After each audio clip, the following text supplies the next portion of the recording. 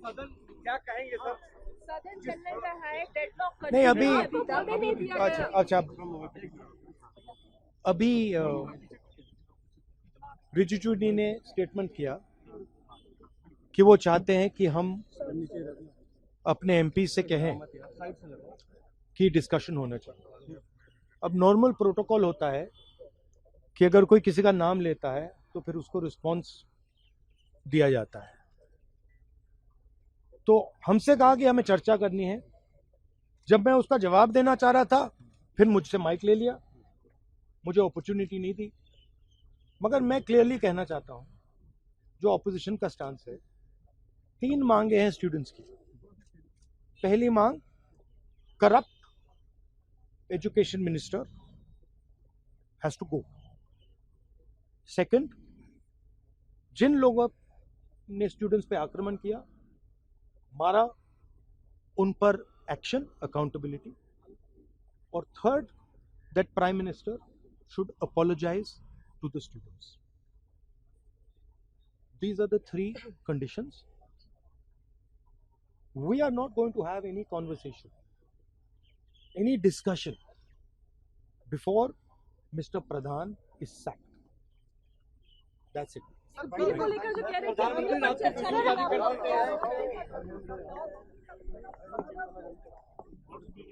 Deadlock की कोई बात ही नहीं है, कोई डेडलॉक ही नहीं है। इस्तीफा हो, चर्चा हो। हम तो चाहते हैं आगे चीज़ें बढ़े, लेकिन ये सरकार नहीं चाहती है। वो अपने अहंकार के चक्कर में अगर वो अटकी हुई है और वो नहीं सुनना चाहती है तो सरकार तो कभी सुनती ही नहीं है। वैसे भी सोनम वांगचुक ने अपना अनशन तोड़ दिया है। ये अच्छी बात है। हम सभी लोग बहुत चिंतित थे कि काफ़ी 24 दिन हो गए थे। बहुत ही मुश्किल और ये कठिन बात है। इसी के साथ वो स्टूडेंट्स भी थे जहाँ पे 20-20, 25-25 दिन वो अनशन में रहे हैं। तो सीजेपी का एक डेलीगेशन आज सरकार से बात करेगा, क्या उस पर क्या कोई समाधान निकलेगा? तो डेलीगेशन तो एक बार पहले भी मिल चुका है, तो क्या समाधान निकला? ये तो बस बात को खींचने वाली बात है। संसद ना चले, इसकी ही पूरी प्रक्रिया हो रही है। मिलाकर सिर्फ इस्तीफा के बाद ही चर्चा। धर्मेंद्र प्रधान का इस्तीफा नैतिकता के आधार पर उनको इस्तीफा देना चाहिए। प्रधानमंत्री जी का कल वीडियो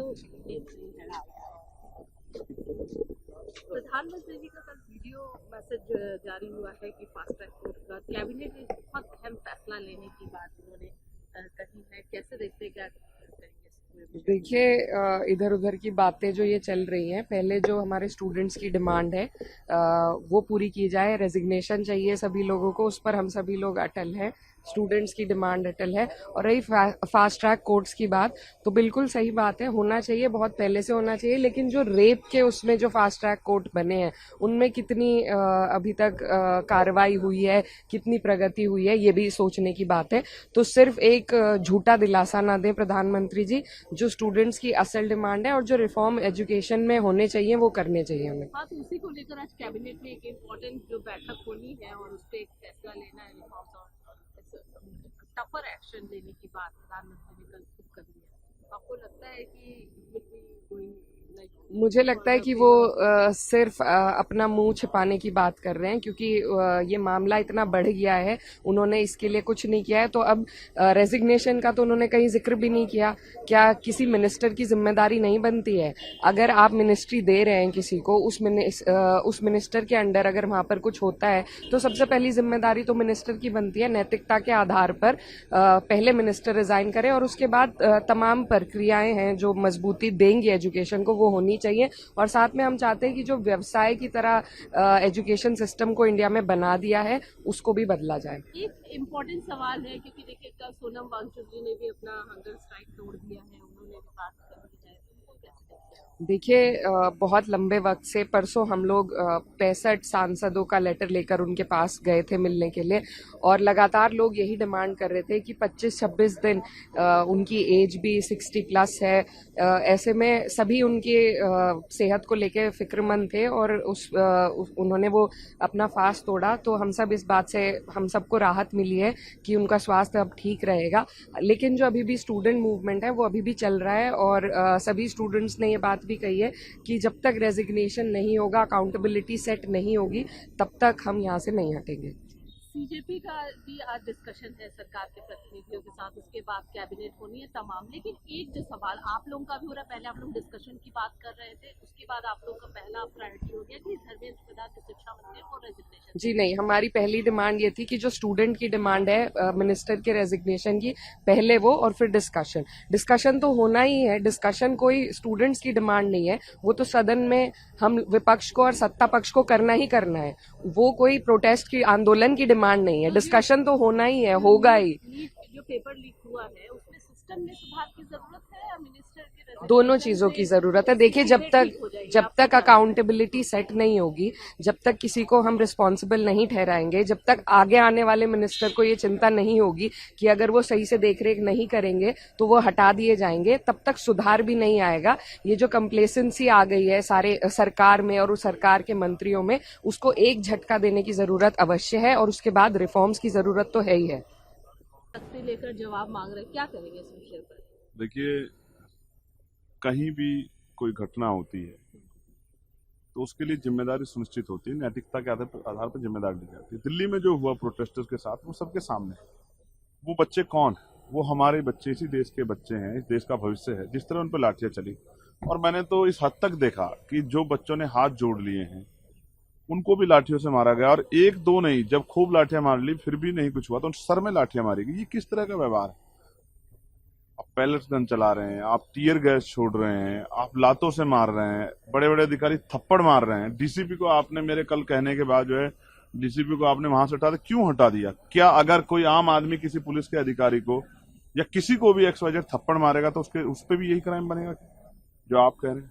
देखो, मैं पुलिस का बड़ा सम्मान करता हूं, लेकिन कुछ पुलिस के अधिकारियों ने जो व्यवहार किया, जैसे बच्चों को डंडे मारे प्राइवेट जगहों पे, जो है जिस तरह से, जो एक बच्ची अस्पताल में है उसकी दिक्कत क्या, अगर आप देखना चाहोगे तो पता लगे किस तरह की ब्रुटलिटी हुई है, जिस तरह का अन्याय हुआ है, बच्चों का पिटा जाए, ये स्वीकार्य नहीं है। अगर आज हम इस पर चुप रहे तो यहाँ से सीख लेके जब देश की राजधानी में ये होगा और कुछ उस पर कोई कार्रवाई नहीं होगी, क्योंकि ये संवैधानिक देश है, यहाँ कानून व्यवस्था सबके लिए समान है, पुलिस करे अपराध या आम आदमी करे, कोई नेता करे, सब पे कार्रवाई होती है। तो मेरा बड़ा सवाल ये है कि ये फिर गांव देहात में से क्या सीख जाएगी, ग्रामीण क्षेत्रों में, जिलों में क्या सीख जाएगी, इसका कौन जवाब देगा? इसलिए मैं यहाँ खड़ा हूँ कि गृह मंत्री जी को जवाब देना चाहिए। उनकी चुप्पी खल रही है, वो यही है, वो सब कुछ देख रहे हैं, अपने नेताओं से चर्चा कर रहे हैं, मंत्री चर्चा कर रहे हैं, लेकिन वो क्यों नहीं जवाब दे रहे कि उन अधिकारियों पर क्या कार्रवाई होगी जिन्होंने बच्चों के साथ अपमानजनक रवैया अख्तियार किया, जिन्होंने उनका सेक्सुअल हरेसमेंट किया, जिन्होंने लाठियां मारी, उन पे चिन्हित कर कार्रवाई क्यों नहीं हो रही? इसका जवाब मांगने के लिए मैं यहाँ खड़ा हूँ।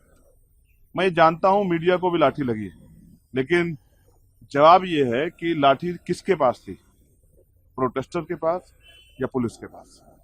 और बहुत सारे ऐसे लोग भी थे पुलिस के साथ जो पुलिस नहीं थे, पुलिस के कर्मचारी नहीं थे, लेकिन उन पर लाठियां थी। तो मीडिया को भी लाठी मारी गई, प्रोटेस्टर को भी लाठी मारी गई। मारने वाले पुलिस और पुलिस के साथ वाले लोग थे, पैरामिलिट्री फोर्स। इसका जवाब देना पड़ेगा। आप हिंसा से नहीं कुचल सकते लोगों की आवाज को। जनरेशन जाग रही है। अगर देश के प्रधानमंत्री रात को 12 बजे तक जाग रहे हैं, वो इसलिए जाग रहे हैं कि देश की जनता 4 बजे तक जाग रही है। दिल्ली में जंतर मंतर पे लोग पूरी रात जाग रहे हैं। देश के चारों तरफ प्रोटेस्ट हो रहे हैं। कल बिहार में क्या हुआ? बिहार में भी नौजवान सड़क पे निकल गया। प्रयागराज में क्या हुआ? मैं खुद कल लखनऊ जाऊंगा। लखनऊ में हमने पूरे देश में जो जिला मुख्यालय पर प्रदर्शन की कॉल दी है, उसमें मैं शामिल होने के लिए खुद लखनऊ जाऊंगा। लखनऊ में जाके कल पूरे दिन हम लोग रहेंगे, वहां हम लोग ज्ञापन देंगे। ये अन्याय अब खत्म होना चाहिए। पुलिस का व्यवहार अब मैत्री होना चाहिए। अब ये सब नहीं स्वीकार हो सकता। अब जनरेशन नहीं पिटेगी, नौजवान नहीं पिटेगा, उनके कपड़े नहीं फाड़ सकते, उनको अपमानित नहीं कर सकते। इसका जवाब मांगने के लिए मैं, क्योंकि हाउस नहीं चल रहा है, तो मैं यहाँ खड़ा हूँ कि गृह मंत्री इसका जवाब दें। कल जो है अपना हंगर स्ट्राइक तोड़ दिया है। उन्होंने जो अपनी बात रखी थी वो भी मानी गई है, जो कार्रवाई ना हो बच्चों पर और तमाम सारे विषयों को लेकर। क्या कहेंगे? मुझे नहीं पता है कि कार्रवाई ना होने की कौन सी बात मानी गई है। कोई FIR दर्ज नहीं कर रहे हैं या कर रहे हैं, उसको खत्म करें, मुझे नहीं पता। दूसरा, जो कंपनसेशन की बात मुझे बताई गई कि वो भी मान लिया, लेकिन हमने उसका कोई ऑफिशियल डॉक्यूमेंट नहीं देखा। ना सरकार की तरफ से कोई ऑफिशियल डॉक्यूमेंट जारी हुआ, ना कोई इसने स्टेटमेंट दिया है, ना पुलिस ने स्टेटमेंट दिया, ना एडमिनिस्ट्रेशन स्टेटमेंट दिया। इसका मतलब ये सारी बातें भी हवा में। सोनम जी के लिए हम लोग चिंतित थे। मैं स्वयं चाहता था कि वो अपना अनशन त्याग दें। बहुत अच्छा उन्होंने अनशन त्याग दिया, लेकिन डिमांड अभी जारी है कि पहले इस्तीफा होगा फिर वार्ता होगी। यहाँ भी पार्लियामेंट में विपक्ष यही बात उठा रहा है, पहले इस्तीफा दीजिए। बीजेपी से तो बात है सरकार के, अच्छी बात है, करनी चाहिए। मैं तो 4 दिन, ये 3 दिन यहाँ धूप में, गर्मी में बारिश में बैठ रहा पूरी रात इसी बात के लिए कि बच्चों संवाद करो। आज जो संवाद करे अगर पहले कर लेते तो जो लोकतंत्र का चीरहरण देखने को मिला 20 तारीख को, जिस तरह का अन्याय किया पुलिस ने पैरामिलिट्री फोर्स सरकार के सारे पे, सरकार को खुश करने के लिए, वो नहीं होता इस देश में। और जिस तरह से नौजवान अपनी पढ़ाई छोड़ के, कैरियर छोड़ के यहाँ रातों सड़कों पे घूम रहा है, इन सब का जवाब देना पड़ेगा। आप लाठियों से नहीं रोक पाओगे, आपकी गोली नहीं रोक पाएगी।